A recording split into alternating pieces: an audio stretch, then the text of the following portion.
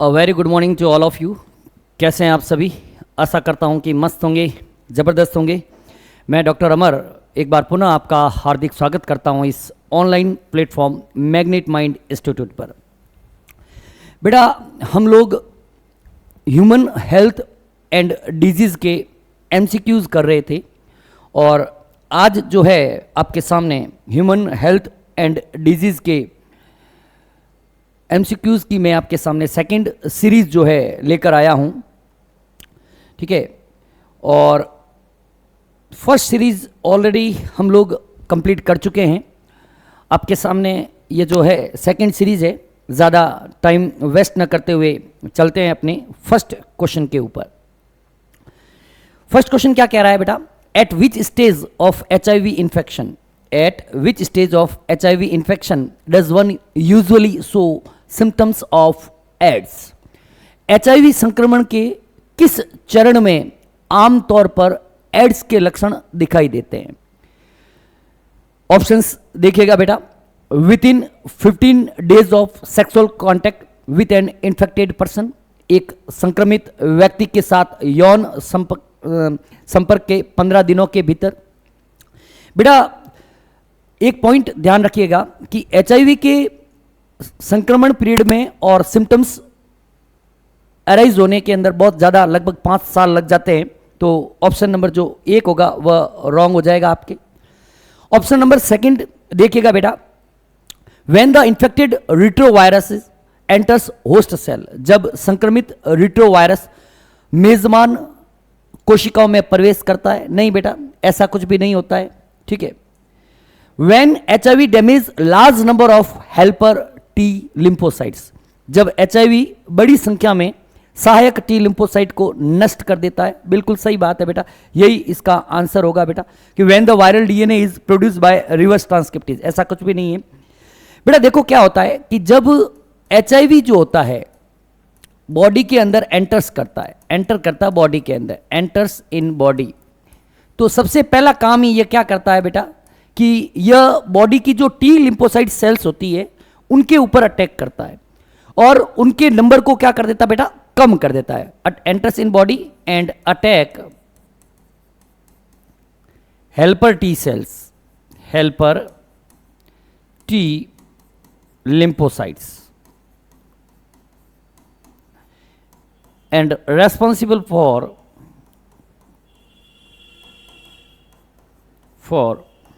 decrease in its number, decrease in its number, और उसके बाद जो है वह सिम्टम्स जो है वह पैदा होते हैं धीरे धीरे। ठीक है बेटा, क्लियर है? ये इसका क्लैरिफिकेशन है जो ऑलरेडी हम लोग कर चुके हैं बेटा। क्या कह रहा है? According to NCERT, after HIV enters the body it target macrophages and helper T cells. Basically दो चीज़ों को, मैक्रोफेजेस को और T लिम्फोसाइट सेल को क्या करता है? टारगेट करता है। The virus replicates and releases progeny viruses that attack other TH cells. Repeated attack leads to a progressive and a massive decrease in the number of helper T lymphocyte. It is at this stage of severe immunodeficiency that the person starts suffering from the opportunist infections, marking the onset of AIDS symptoms. ठीक है बेटा, तो T helper cells और macrophages के ऊपर target करता है, attack करता है, उसका नंबर जो है वह डिक्रीज हो जाता है और एड्स के जो सिम्टम्स है वह अराइज होते हैं। चलते हैं बेटा नेक्स्ट क्वेश्चन के ऊपर। HIV that causes AIDS, HIV that causes AIDS first starts destroying. AIDS पैदा करने वाला HIV सबसे पहले किसे नष्ट करना शुरू करता है? तो अभी हमने पढ़ा कि HIV जो है, HIV का जो वायरस है बेसिकली दो, एक तो करता है बेटा हेल्पर T सेल्स को, TH सेल्स कहते हैं, और दूसरा करता है बेटा मैक्रोफेजेस को। दूसरा किसको अटैक करता है बेटा? मैक्रोफेजेस को। ठीक है, तो यहाँ पर ल्यूकोसाइट जिन्हें हम लोग WBC कहते हैं, नहीं, ल्यूकोसाइट या WBC, T हेल्पर सेल्स जो है यहाँ पर आंसर चला जाएगा। थ्रोम्बोसाइट्स नहीं होते, B लिम्फोसाइट्स नहीं होते, T हेल्पर सेल्स, T सहायक कोशिकाओं को जो HIV का वायरस होता है, HIV जो खुद होता है, एड्स का वायरस होता है HIV, वह अटैक करने का काम करता है, उसके ऊपर HIV का वायरस अटैक करता है। नेक्स्ट क्वेश्चन देखना बेटा, which of the following viruses is not transferred through semen of an infected male. निम्नलिखित में से कौन सा वायरस एक संक्रमित पुरुष के वीर्य के माध्यम से स्थानांतरित नहीं होता है। बहुत ही अच्छा क्वेश्चन है बेटा, ध्यान रखिएगा, बहुत ही अच्छा क्वेश्चन है कि इनमें से कौन सा ऐसा वायरस है जो संक्रमित पुरुष के वीर्य के माध्यम से स्थानांतरित नहीं होता है। देखो बेटा, ह्यूमन इम्यूनो वायरस HIV बिल्कुल होता है, चिकनगुनिया बेटा नहीं होता है, यही इसका आंसर होगा। इबोला वायरस बिल्कुल होता है और हेपेटाइटिस बी वायरस ये भी होता है। देखना यहाँ पे एक पॉइंट लिख लीजिएगा, HIV,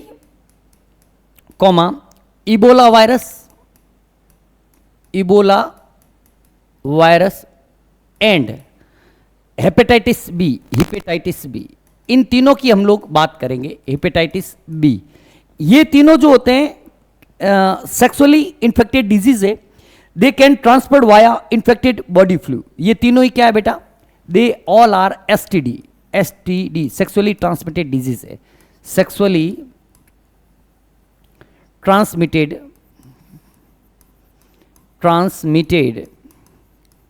डिजीजेज है,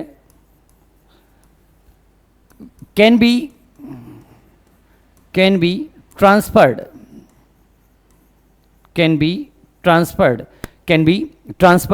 via infected body fluid,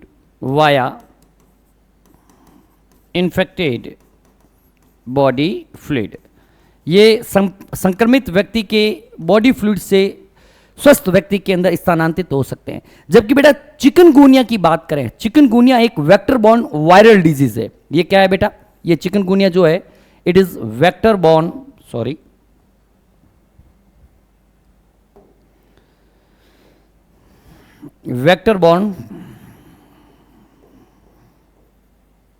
viral disease है। ये क्या है बेटा, वेक्टर बॉर्न वायरल डिजीज है, which is transmitted by bite of infected Aedes mosquito. क्या करता है बेटा, ये जो वेक्टर बॉर्न एक वायरल डिजीज है चिकनगुनिया, जो ट्रांसमिट होता है bite of infected, transmitted by, लिख लो भली, transmitted by bite of infected Aedes mosquito, Aedes aegypti, Aedes mosquito. ठीक है बेटा, ये आप लोग ध्यान रखिएगा। ठीक है, एडीज जो मॉस्किटो है उसके बाइट से यह चिकनगुनिया जो है वायरस जो ट्रांसमिट होता है। बाकी सभी जो है यह वीर्य के माध्यम से ट्रांसमिटेड नहीं हो सकता, जबकि जो भी बॉडी फ्लूइड होते हैं उससे STD जो है ट्रांसफर्ड हो सकता है। क्लियर है चीज़ बेटा, कोई दिक्कत नहीं। चलते हैं बेटा नेक्स्ट क्वेश्चन की तरफ। नेक्स्ट क्वेश्चन क्या कह रहा है, match each disease with its correct type of vaccine. प्रत्येक बीमारी को उसके सही प्रकार के टीके से हमें मिलान करना है। बिल्कुल कर लेंगे बेटा, कोई दिक्कत नहीं है। ए का ट्यूबरक्लोसिस जो है वह BCG का टीका लगता है और उसके अंदर हमें लोग, आपको पता ही होगा कि हार्मलेस बैक्टीरिया जो होते हैं माइकोबैक्टीरियम ट्यूबरक्लोसिस, उसको यूज लिया जाता है। तो ट्यूबरक्लोसिस के अंदर A का चला जाएगा 4। ठीक है, अच्छा ऑप्शन के अंदर बेटा कुछ इस तरीके से है, तो यहाँ पर लिख लीजिएगा A, यहाँ पे लिख लीजिएगा B, यहाँ पे लिख लीजिएगा C, यहाँ पे D। यहाँ पे क्या है बेटा, A है, यहाँ पे B है, यहाँ पे C है, यहाँ पे D है, A B C और यहाँ पे D, यहाँ पर है A B C और D। इस तरीके का ऑप्शन है। A का 4 बेटा A के ऑप्शन के अंदर है, यह आपका आंसर चला जाएगा। वुफिंग कफ के अंदर हम लोग सभी जानते हैं कि इसके अंदर किल्ड बैक्टीरिया जो है वह यूज लेते हैं एज ए वैक्सीन के अंदर। डिप्थीरिया के अंदर इनएक्टिवेटेड टॉक्सिन्स काम में लिए जाते हैं, बिल्कुल।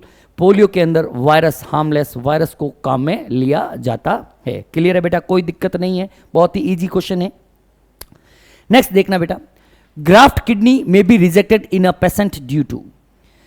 क्या होता है, एक मरीज में प्रत्यारोपित किडनी को किसके कारण अस्वीकार किया जाता है। बेटा बेसिकली अगर कोई ऑर्गन ट्रांसप्लांटेशन होता है तो जो भी पेशेंट होता है उस पेशेंट के इम्यून सिस्टम को डिप्रेस करके रखा जाता है। इम्यूनोसप्रेटिव जो भी मेडिसिन है उसको दी जाती है ताकि उसका इम्यून सिस्टम कुछ समय के लिए क्या हो जाए, सप्रेस हो जाए और ग्राफ्ट जो है वह इजीली ट्रांसफर हो जाए। तो बेसिकली ग्राफ्ट को रिजेक्ट करने के पीछे cell mediated immune response responsible होता है, जो टी लिम्फोसाइट के द्वारा मीडिएटेड होता है। मतलब एक मैकेनिज्म है CMI, cell mediated immune response. क्या है बेटा? Cell mediated immune response, cell mediated immune response, CMI। Cell mediated immune response जो है it is mediated by T lymphocytes, it is mediated bye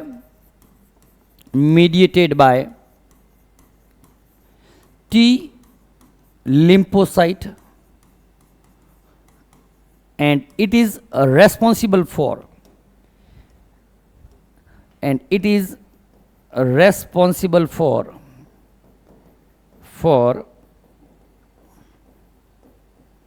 graft rejection के लिए T lymphocyte या cell mediated immune response जो होता है वह responsible होता है। देख लीजिएगा ऑप्शन के अंदर इनेट इम्यून रेस्पॉन्स नहीं होगा बेटा, इस तरीके का ह्यूमरल नहीं होगा बेटा, सेल मीडिएटेड इम्यून रेस्पॉन्स आपके थर्ड ऑप्शन के अंदर दे रखा है। कोशिका मध्यस्थ प्रतिरक्षा अनुक्रिया, पैसिव इम्यूनिटी रेस्पॉन्स ऐसा कुछ भी नहीं होता है। क्लियर है चीज? नेक्स्ट देखते हैं बेटा, नेक्स्ट क्वेश्चन की तरफ बढ़ते हैं हम लोग। If you suspect a major deficiency of antibodies in a person, to which of the following would you look for confirmatory evidences? यदि आप किसी व्यक्ति में एंटीबॉडी की बड़ी कमी का संदेह करते हैं तो आप पुष्टिकरण प्रमाण के लिए निम्नलिखित में से किसकी ओर देखेंगे? बेटा पहले तो बात करते हैं कि एंटीबॉडी होती क्या है। बेटा एंटीबॉडी बेसिकली यह एक प्रोटीन मॉलिक्यूल होता है जो एक विशेष क्लास गामा ग्लोबुलिन से बिलोंग करता है और ब्लड सीरम के अंदर इसको देखते हैं। इसको इम्यूनोग्लोबुलिन भी कहा जाता है एंटीबॉडी को। अगर किसी के अंदर एंटीबॉडी की कमी हुई है तो हम लोग कह सकते हैं कि उसके अंदर ग्लोबुलिन की भी कमी हुई है। देखिएगा बेटा, इस पॉइंट्स को लिखिएगा, अच्छा क्वेश्चन है बेटा, ये भी बहुत ही अच्छा क्वेश्चन है कि antibody are specific protein molecules belonging to a class of gamma globulin protein. क्या है लिख लीजिएगा, एंटीबॉडीज के बारे में कुछ पॉइंट्स है बेटा। एंटीबॉडी, ठीक है, एंटीबॉडी क्या है? It is a protein molecules, लिख लीजिएगा, protein molecules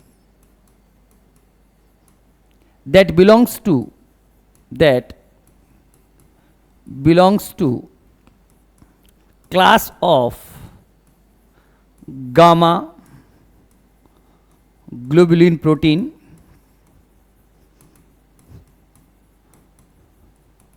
hence also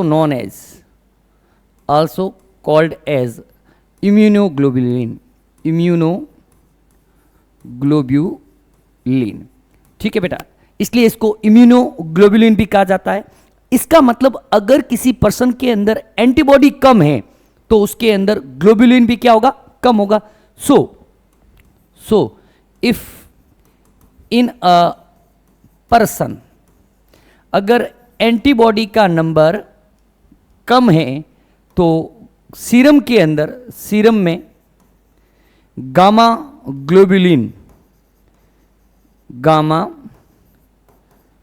globulin भी क्या होगा बेटा? कम होगा। क्लियर है बेटा? तो देख लो बेटा, अगर अपन गामा ग्लोबुलिन को चेक कर लें तो हमें पता चल जाएगा कि सीरम के अंदर अगर गामा ग्लोबुलिन कम है तो हम लोग पता लगा सकते हैं कि एंटीबॉडी भी क्या है? कम है। Serum globulin, fibrinogen in plasma, serum albumin या हिमेटोसाइट, क्या हो जाएगा बेटा? सीरम ग्लोबुलिन जो है वह आंसर चला जाएगा। क्लियर है बेटा? नेक्स्ट बढ़ते हैं अगले क्वेश्चन की तरफ।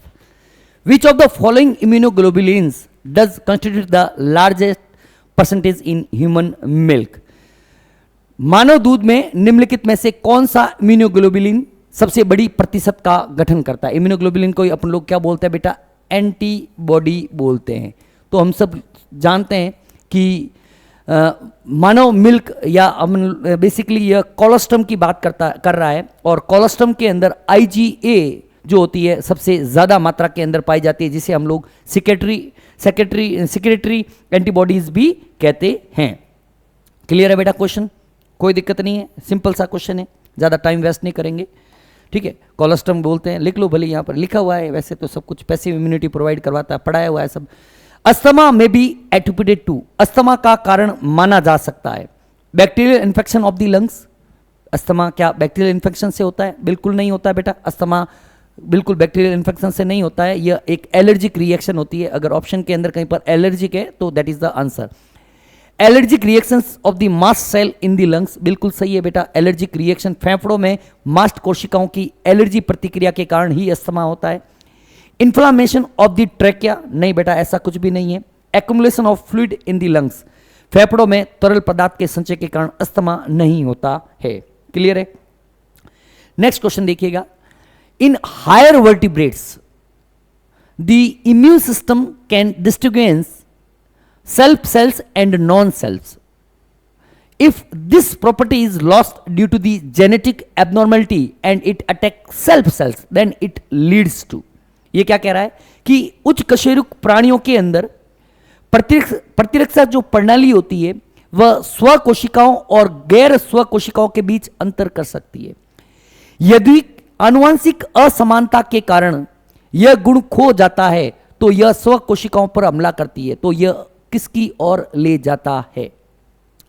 सिंपल सी बात है बेटा, कई प्रकार के ये क्वेश्चन कहना चाह रहा है कि जो भी हायर वर्टिब्रेट्स एनिमल्स होते हैं, हायर वर्टिब्रेट्स के अंदर क्या होता है कि बॉडी का immune system can distinguish between self and non self, कि कौन सी कोशिकाएं बॉडी की कोशिकाएं हैं और कौन सी कोशिकाएं बॉडी की कोशिकाएं नहीं होती है। अगर उनको लगता है कि यह कोशिकाएं बॉडी की नहीं है, इम्यून सिस्टम को लगता है, तो वह उसको रिजेक्ट कर देती है, ग्राफ्ट रिजेक्ट कर दिया जाता है। यह कह रहा है कि यदि किसी जेनेटिक डिसऑर्डर के कारण यह इम्यून सिस्टम का यह गुण खत्म हो जाता है तो इसे क्या कहते हैं? बेटा सिंपल सा है कि इम्यून सिस्टम बेसिकली जो होता है वह मेमोरी के ऊपर बेस्ड होता है। ठीक है, अगर किसी जेनेटिक डिसऑर्डर के कारण उसकी यह मेमोरी खत्म हो जाती है तो ऑटो इम्यून डिजीज जो होती है वह हो जाती है, और इसके लिए ऑटो इम्यून डिजीज के कई सारे एग्जांपल्स है। रूमेटॉइड आर्थराइटिस इसका एक बेस्ट एग्जांपल है, तो ऑप्शन के अंदर देख लीजिएगा, ऑटो इम्यून डिजीज अगर कहीं पे लिखा हुआ है तो वो करेक्ट आंसर हो जाएगा। अच्छा क्वेश्चन है, बहुत अच्छे अच्छे क्वेश्चन लिए गए हैं बेटा। Allergic response, graft rejection, auto immune disease, ये रहा बिल्कुल स्व प्रतिरक्षा रोग। एग्जाम्पल अगर आप लोग लिखना चाहें, रेउमेटॉइड आर्थराइटिस, रेउमेटॉइड आर्थराइटिस, रेउमेटॉइड आर्थराइटिस। ठीक है बेटा, रेउमेटॉइड आर्थराइटिस जो है इसका बेस्ट एग्जाम्पल है, THI होगा। ठीक है बेटा, कोई दिक्कत नहीं है, चलते हैं आगे। अगला क्वेश्चन आपकी स्किन के ऊपर यह रहा, antivenom injection contain performed antibody while polio drops that are administered into the body contain। Antivenom injection में पहले से बने एंटीबॉडी होते हैं, जबकि पोलियो ड्रॉप्स जो शरीर में दिए जाते हैं उसमें होते हैं। बेटा पहले तो अपन को पता होने चाहिए कि एंटीवेनम इंजेक्शन क्या होते हैं। एंटीवेनम इंजेक्शन जो होते हैं वह सर्पदंश के दौरान दिए जाते हैं। कब दिए जाते हैं? Gives after snake biting, snake biting के बाद सर्पदंश जिसको बोलते हैं बेटा, सर्पदंश के बाद जो है वह दिए जाते हैं, जिसके अंदर ये कह रहा है कि एंटीबॉडीज होती है। बिल्कुल सही बात है, एंटीबॉडी होती है, लेकिन जो पोलियो की ड्रॉप्स होती है वो ओरली ड्रॉप्स मुंह से दी जाती है, उसके अंदर क्या होता है? तो बेटा पोलियो की जो ड्रॉपलेट्स होती है उसके अंदर बेसिकली आपके एट्यूनेटेड पैथोजेंस ही होते हैं, जो क्या करते हैं, एक माइल्ड इम्यून रेस्पॉन्स पैदा करते हैं, और जब रियली में पोलियो का वायरस आएगा तो एंटीबॉडीज ऑलरेडी प्रिपेयर्ड होगी। अपन सब जानते हैं, वैक्सीनेशन का कॉन्सेप्ट भी जानते हैं, पोलियो की ड्रॉपलेट्स, इसके बारे में हम लोगों ने पढ़ा था। तो एक्टिवेटेड पैथोजेंस नहीं होते हैं बेटा, हार्वेस्टेड एंटीबॉडीज नहीं होती है, गामा ग्लोबुलिन्स नहीं होती है, एट्यूनेटेड पैथोजेंस या क्षीण रोगजनक होते हैं। कुछ चीजें यहां पे लिखना चाहो तो आप बड़ी लिख लो। नेक्स्ट पेज पे लिख लेते हैं बेटा, अच्छे पॉइंट से। Antivenom provide artificial passive immunity. देखना बेटा, antivenom provide artificial passive immunity,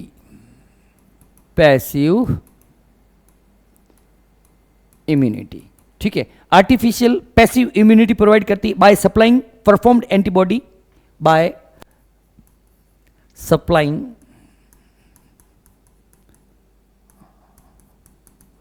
performed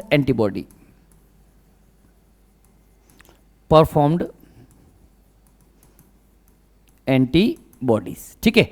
यह एक प्रकार का एंटीवेनम जो होता है वह आर्टिफिशियल पैसिव इम्यूनिटी का एग्जांपल है, जिसमें परफॉर्म्ड एंटीबॉडी को प्रोवाइड किया जाता है directly to neutralise snake venom. ये तो आप लोग जानते ही हैं। जबकि पोलियो ड्रॉप्स है, जो ओरल पोलियो वैक्सीन से, जबकि अपन बात करें पोलियो ड्रॉप, जिसको हम लोग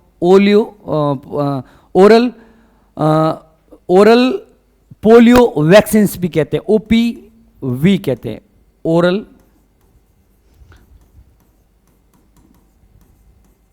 पोलियो वैक्सीन कहते हैं। It contain basically attenuated pathogen which stimulate the body to produce और टू सिंथेसाइज एंटीबॉडी, ठीक है, स्टिमुलेटिंग एक्टिव इम्यूनिटी, ठीक है ना। पोलियो ड्रॉपलेट के अंदर क्या होता है, contain live but attenuated pathogens,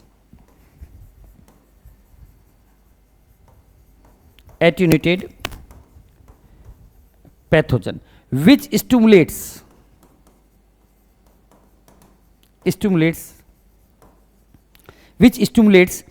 the body to produce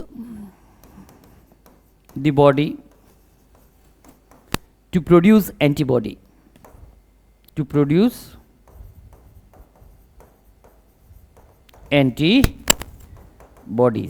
So it is example of active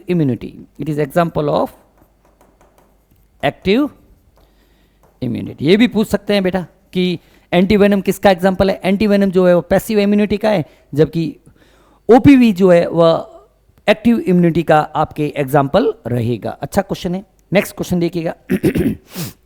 which of the following statement is not true for cancer cell in relation to mutation. उत्परिवर्तन के संबंध में cancer कोशिकाओं के लिए निम्नलिखित में से कौन सा कथन सत्य नहीं है।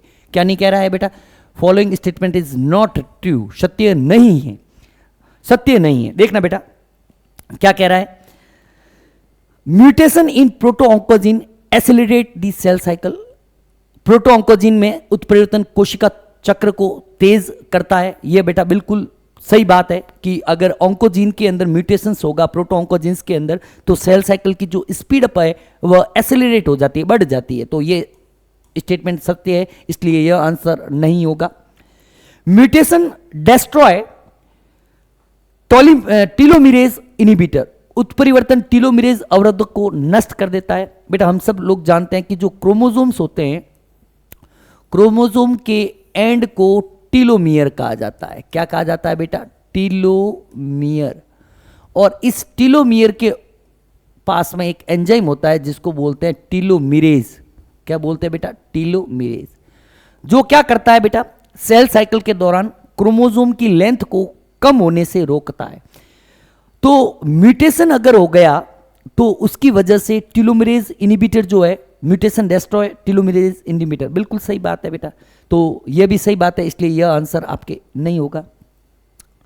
म्यूटेशन इनएक्टिव दी सेल कंट्रोल। उत्परिवर्तन कोशिका नियंत्रण को निष्क्रिय है बेटा, निष्क्रिय कर देते हैं। बिल्कुल सही बात है। म्यूटेशन से जो भी सेल के ऊपर कंट्रोल है वह इनएक्टिव हो जाता है। तो यह आंसर भी होगा नहीं, क्योंकि ये सही बात है, यह आंसर भी नहीं है, ये भी नहीं है।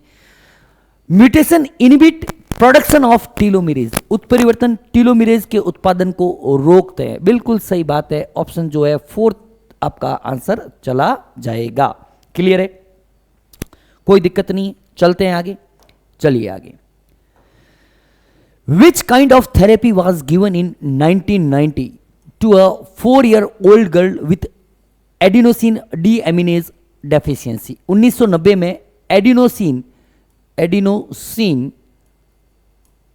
डीएमिनेज की कमी वाली 4 वर्षीय लड़की को किस प्रकार की थेरेपी दी गई थी? बेटा ये क्वेश्चन इस चैप्टर से भी रिलेटेड है और यह क्वेश्चन बायोटेक्नोलॉजी के एप्लीकेशन से भी रिलेटेड है। आपको पता होगा कि एक 4 वर्ष की बच्ची को सबसे पहले 1990 के अंदर जीन थेरेपी दी गई थी। क्या दी गई थी बेटा? Gene therapy. इस जीन थेरेपी के अंदर क्या किया गया था कि उसके बॉडी के अंदर जो भी इन्फेक्टेड या मतलब खराब जीन था उसको हटाकर उसकी जगह पर नया जीन इंसर्ट किया गया था एडीए की कमी को रोकने के लिए। और एडीए जो होता है, एडीए एडिनोसिन डीएमिनेज, ये अपनी बॉडी के related with immune system of our body, related with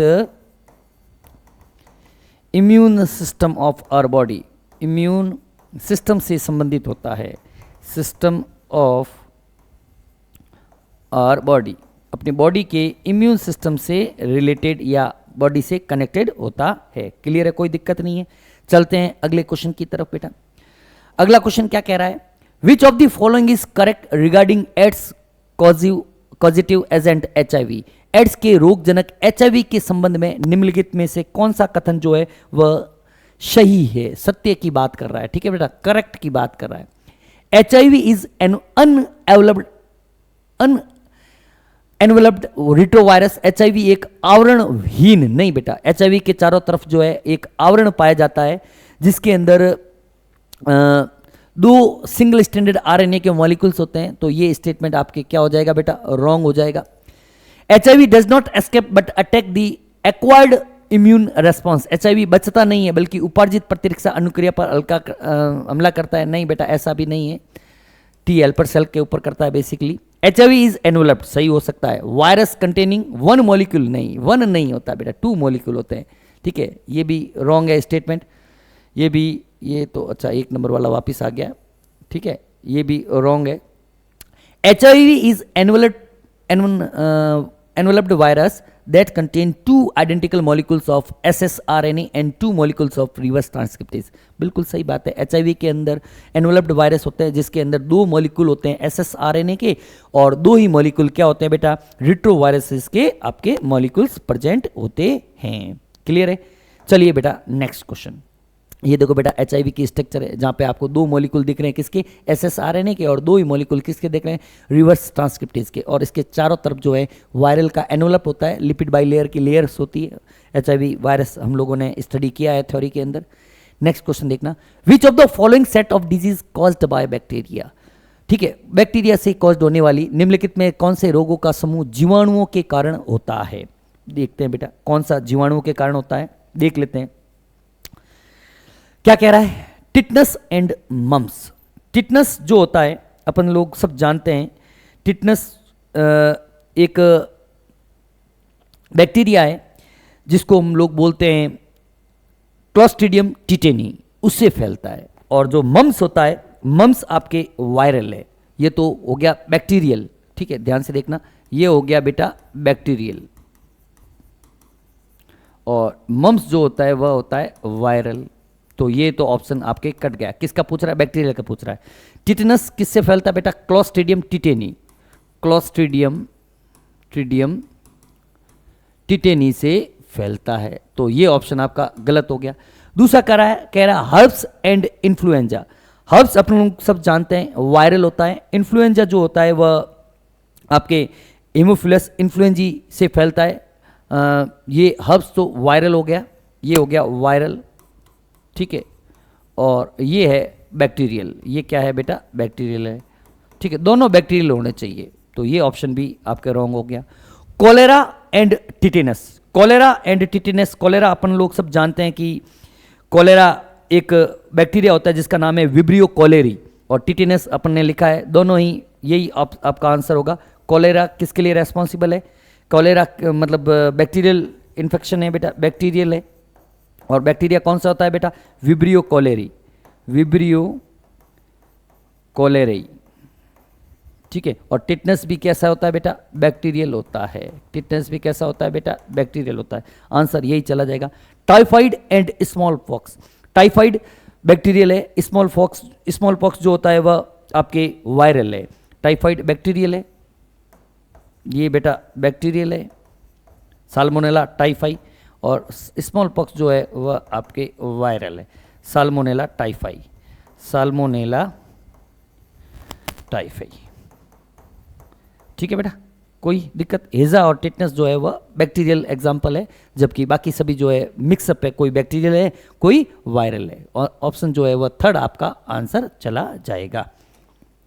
explanation बहुत शानदार दे रखा है, देख लो सब कुछ आपके एक्सप्लेनेशन के अंदर आ ही रहा है। नेक्स्ट क्वेश्चन देखना बेटा, ट्रांसप्लांटेशन ऑफ टिश्यू और organ fail open due to non acceptance by patient body, which type of immune response is responsible for such rejection. अभी अपन ने पढ़ा है, तो इसके लिए जो है ग्राफ्ट रिजेक्शन के लिए सेल मीडिएटेड इम्यून रेस्पॉन्स जो है वह रेस्पॉन्सिबल होता है। लिख लो भले यहीं पे, ग्राफ्ट रिजेक्शन किसकी वजह से होता है बेटा? CMI की वजह से होता है, सेल मीडिएटेड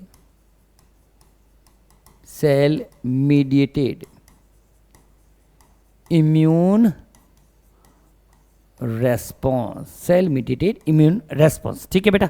टी सेल्स जो होती है वह रेस्पॉन्सिबल होती है बेसिकली, ये अपन पढ़ चुके हैं। विच of the following is not an autoimmune disease, निम्नलिखित में से कौन एक स्व प्रतिरक्षा रोग नहीं है? स्व प्रतिरक्षा रोग की बात कर रहे हैं बेटा, तो बेटा 3 आप लोग ध्यान रखना। स्व प्रतिरक्षा रोग का सबसे बेस्ट एग्जाम्पल तो है रेउमेटॉइड आर्थराइटिस, जिसको हम लोग रूमेटॉइड गठिया बोलते हैं। दूसरा एग्जाम्पल आप लोग ध्यान रखना सोरियासिस, और तीसरा ध्यान रखना विटिलिगो, या जिसको बोलते हैं सफेद दाग। ये तीनों एग्जाम्पल आपके ऑटो इम्यून डिजीज के हैं, जबकि अल्जाइमर डिजीज जो है, अल्जाइमर रोग, यह एक न्यूरोजेनेटिक डिसऑर्डर है। ये अल्जाइमर रोग जो है न्यूरोजेनेटिक डिसऑर्डर्स है, जिसके अंदर क्या होता है, ब्रेन सेल्स जो होती है वह डेड हो जाती है। न्यूरो डीजेनरेटिव डिसऑर्डर है बेसिकली। अल्जाइमर क्या है? न्यूरो डीजेनरेटिव डिसऑर्डर है, न्यूरो डीजेनरेटिव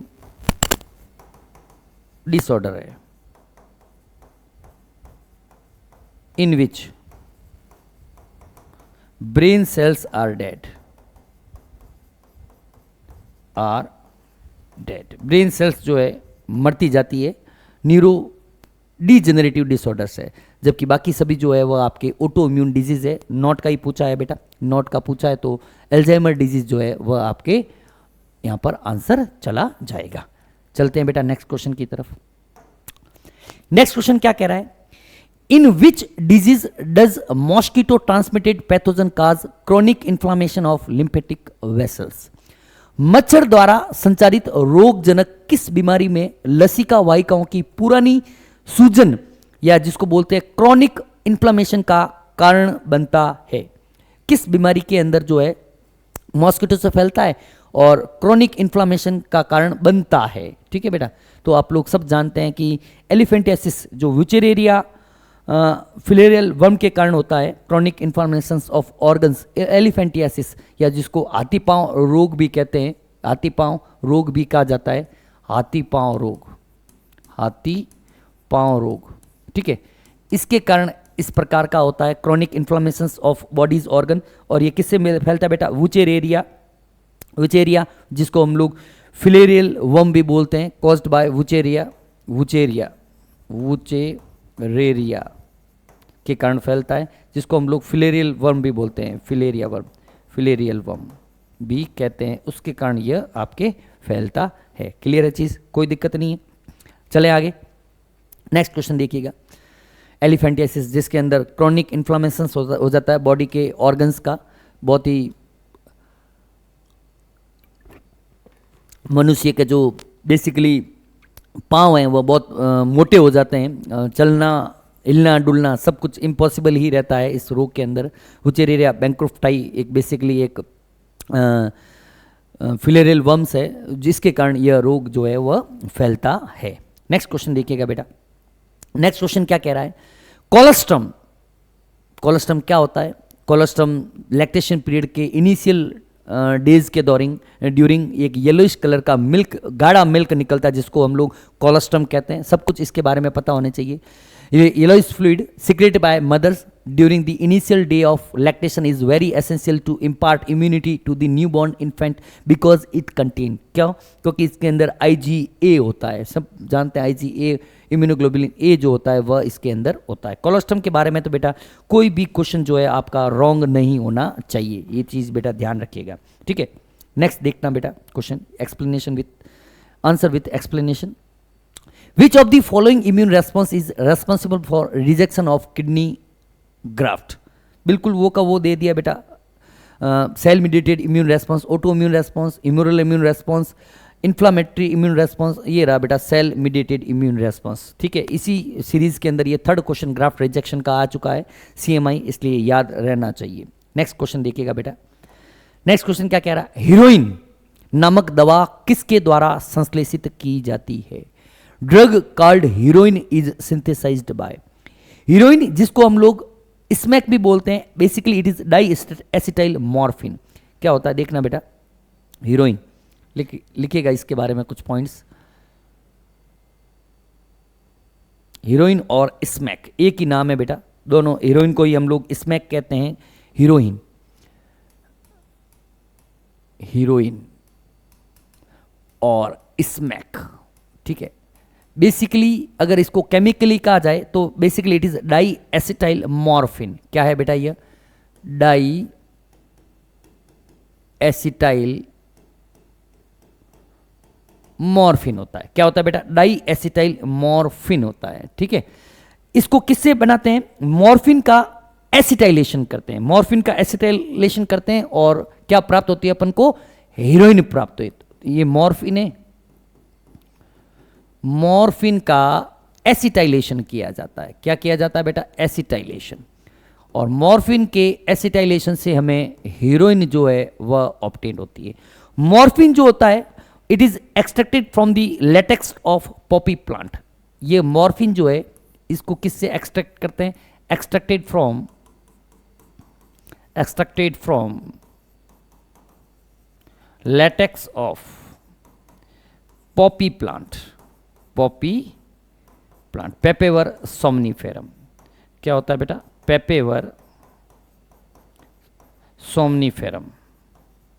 सोमनीफेरम जो प्लांट है उसके लेटेक्स से आपको मॉर्फिन मिल जाता है और उस मॉर्फिन का जब एसिटाइलेशन करते हैं तो हीरोइन, स्मैक या डाई एसिटाइल मॉर्फिन जो है वह ऑब्टेन होता है। तो देख लीजिए, मिथाइलेशन ऑफ मॉर्फिन, मिथाइलेशन से नहीं होता है बेटा।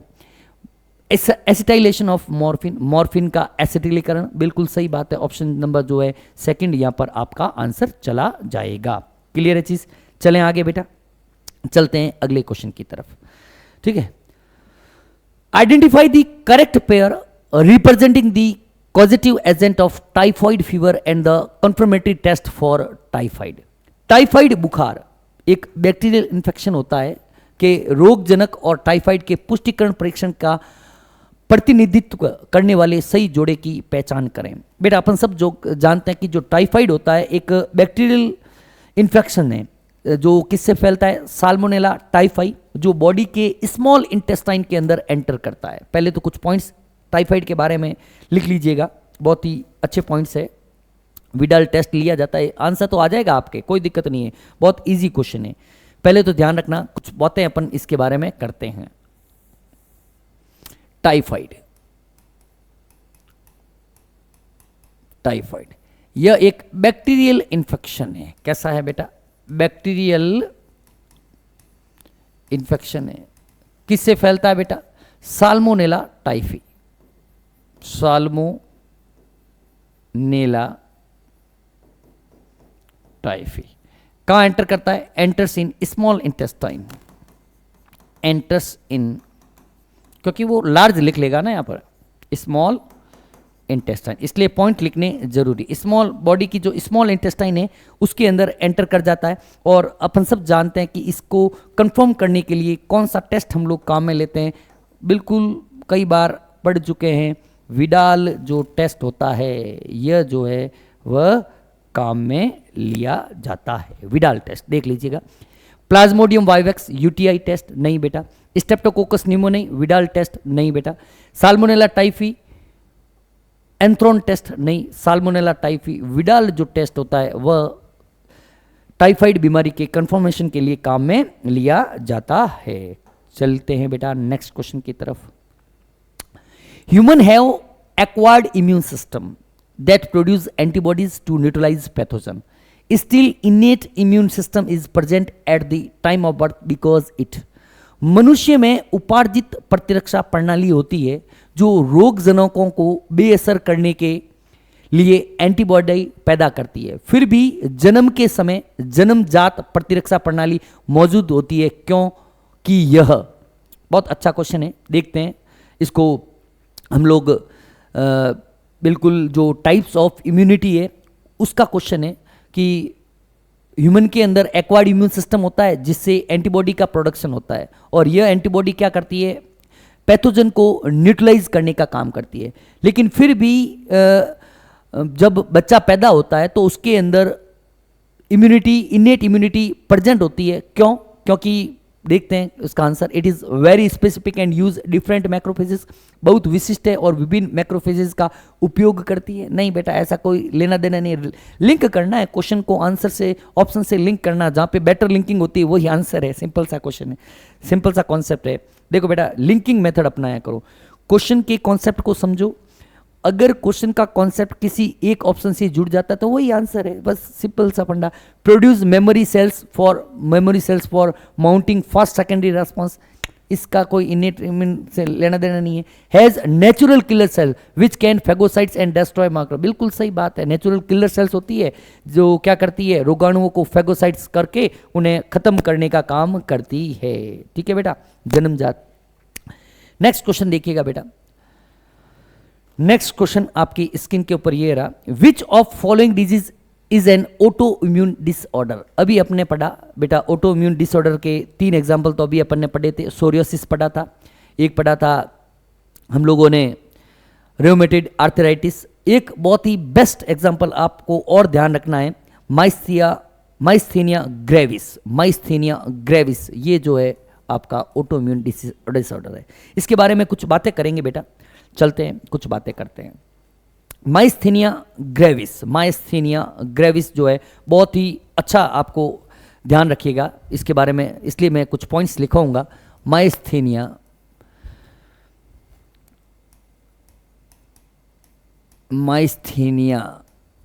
ग्रेविस, ठीक है बेटा, इसके बारे में कुछ बातें करते हैं। पहली बात तो आपको यह पता होनी चाहिए, it is an auto immune disorder. क्या है बेटा? ऑटो इम्यून डिसऑर्डर है, auto immune disorder. Auto immune disorders क्या होते हैं बेटा? कि वे बीमारियां जिसमें बॉडी सेल्फ और नॉन सेल्फ के बीच के अंदर किसी भी तरह का डिस्टिंग्विश या डिफरेंस नहीं कर सकती है। बॉडी की खुद की सेल्स को कह सकते हैं खाना शुरू कर देती है। ठीक है, इसमें क्या होता है, immune system mistakenly attack neuromuscular junction and generate auto antibodies. इसमें क्या करता है कि माइस्थेनिया ग्रेविस के अंदर क्या होता है, immune system attack neuromuscular junction, immune system लिख लीजिएगा, immune system mistakenly attack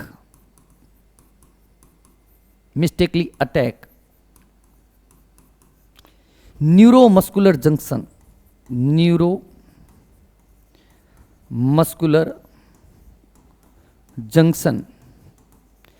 and produced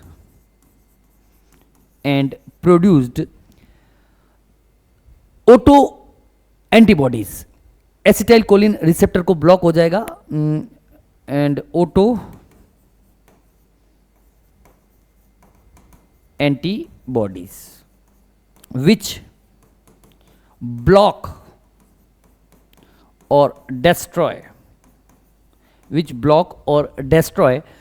acetyl choline receptor, जिसकी वजह से वीकनेस, पैरालाइज्ड हो सकता है, वीकनेस आ जाती है, डिस्ट्रॉय कर देता है बेटा एसिटाइल कोलिन रिसेप्टर को, डिस्ट्रॉय करता है एसिटाइल कोलिन रिसेप्टर। ठीक है, एसिटाइल कोलिन का रिसेप्टर जो है वह खत्म हो जाता है, ब्लॉक हो जाता है, और फैटिक, वीकनेस आएगी और पैरालाइज भी हो सकता है, जिसकी वजह से क्या होता है, वीकनेस हो सकता है, पैरालाइज हो सकता है, पैरालाइसिस। ठीक है बेटा, पैरालाइसिस। माइस्थेनिया ग्रेविस बहुत ही खतरनाक बीमारी है, ऑटो इम्यून डिसऑर्डर्स है, मतलब पैरालाइज हो जाती है बॉडी, कोई किसी भी तरह का बॉडी के अंदर मूवमेंट देखने को नहीं मिलता है। नेक्स्ट क्वेश्चन देखिएगा बेटा, कोका एल्कोलॉइड और cocaine is obtain from.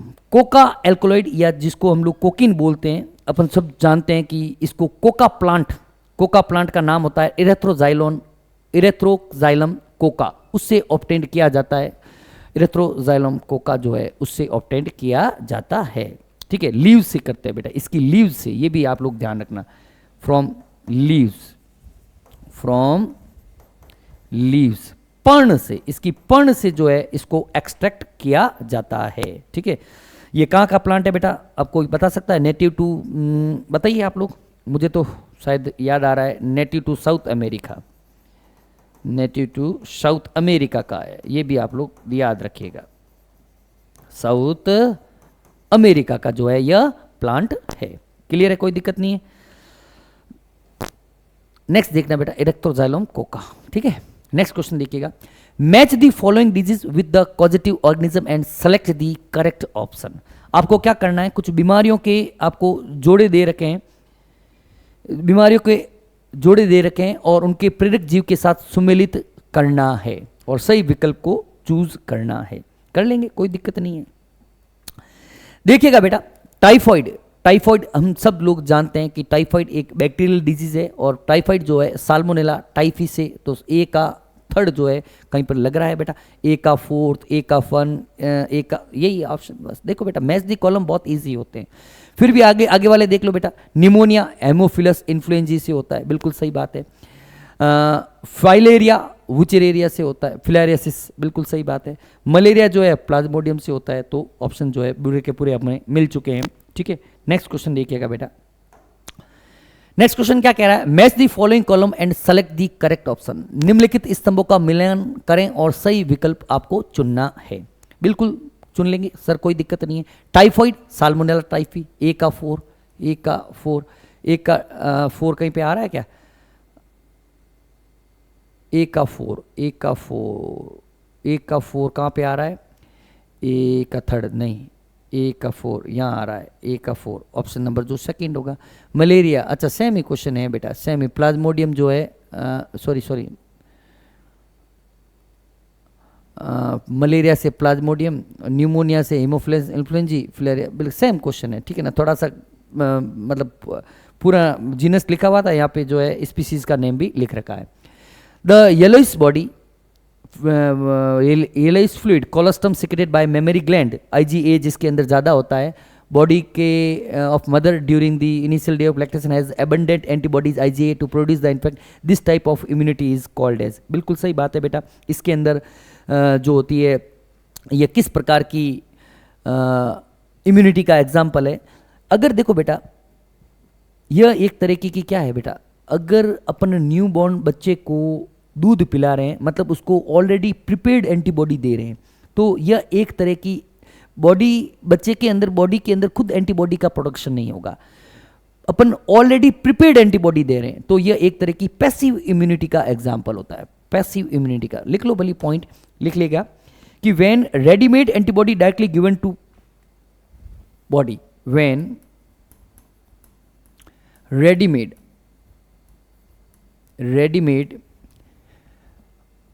antibodies are, when ready-made antibodies are directly given to body, are directly given to protect body, to क्या भाई, to protect the body, to protect the body, it is called as passive immunity, called as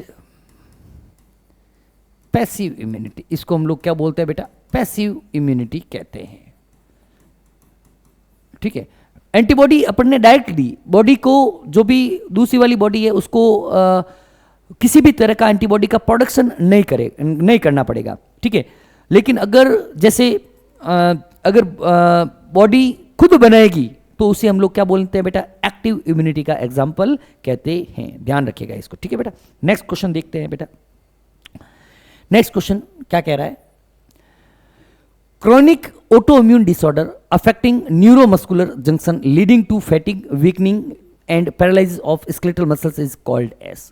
अभी अपने पढ़ा है कि myasthenia gravis जो है एक ऑटोइम्यून डिजीज होता है जिसके अंदर न्यूरोमस्कुलर जंक्शंस को इन्फेक्ट किया जाता है और बॉडी के अंदर वीकनेस आ जाती है, पैरालाइज हो जाता है। देख लो, आर्थराइटिस के अंदर नहीं होता है, मस्कुलर डिस्ट्रॉफी के अंदर नहीं होता है, माइस्थीनिया ग्रेविस के अंदर इस तरीके के आपको जो भी है अकॉर्डिंग टू क्वेश्चन आपको चीजें देखने को मिलेगी।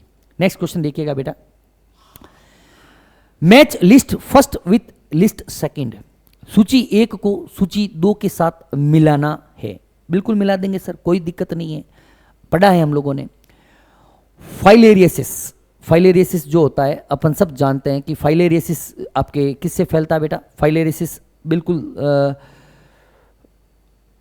फाइलेरियसिस फैलता है विचरेरिया से फैलता है, कोई दिक्कत नहीं है।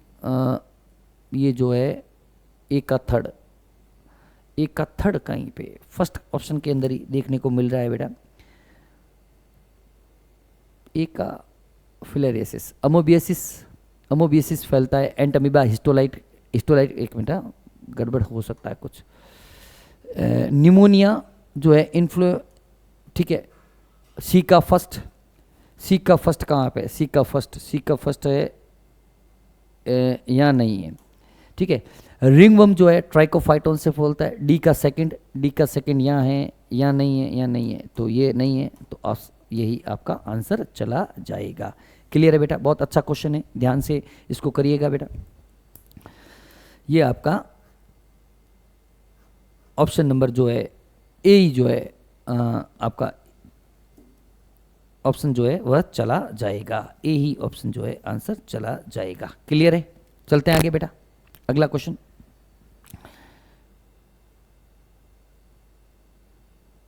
नेक्स्ट क्वेश्चन देखिएगा बेटा। Given below are 2 statements. नीचे 2 कथन दिए गए हैं, उन कथनों को ध्यान से अपन को रीड करना है और सही ऑप्शन का लगाना है। Auto immune disorder is a condition where body defense mechanism recognize its own cell as foreign bodies। स्व प्रतिरक्षा विकार एक ऐसी स्थिति है जहां शरीर का रक्षा तंत्र अपनी ही कोशिकाओं को बाहरी तत्वों के रूप में पहचानता है। बिल्कुल करेक्ट है बेटा, यह स्टेटमेंट जो है आपका करेक्ट है, किसी भी प्रकार का इसमें कोई लोच नहीं है। यह स्टेटमेंट क्या है बेटा? सत्य है। सेकंड स्टेटमेंट देखते हैं। रियोमेटॉइड arthritis is a condition where body does not attack self cells। Rheumatoid arthritis एक ऐसी स्थिति है जहां शरीर अपनी ही कोशिकाओं पर हमला नहीं करती है। बेटा रियोमेटॉइड आर्थराइटिस एक ऑटो इम्यून डिसऑर्डर का एग्जाम्पल है, तो यह करता ही है बेटा। ये स्टेटमेंट जो है आपके इनकरेक्ट हो गया। ये कैसा हो गया बेटा?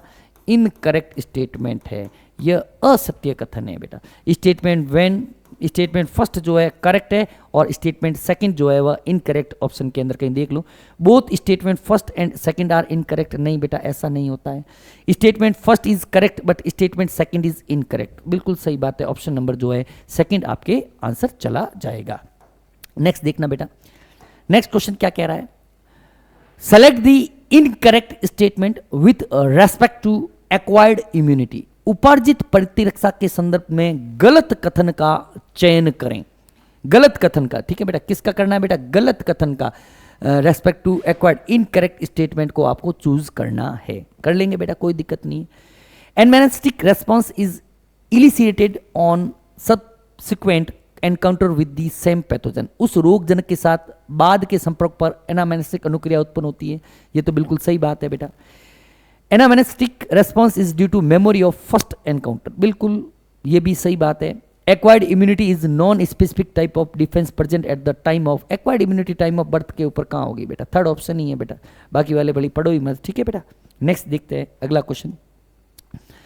अगला क्वेश्चन क्या कह रहा है, which of the following reason in mainly responsible graft rejection. चौथा क्वेश्चन आ गया बेटा, फोर्थ क्वेश्चन है, ग्राफ्ट रिजेक्शन के लिए सेल मीडिएटेड इम्यूनिटी जो है वह रेस्पॉन्स होती है। ठीक है बेटा, आज की क्लास के अंदर इतना ही, ये इसका आंसर है बेटा। नेक्स्ट हम लोग जो भी है अगले सेशन के अंदर इसको कंप्लीट करने की कोशिश करेंगे बेटा। ठीक है, तब तक के लिए thank you very much, have a nice day. Okay.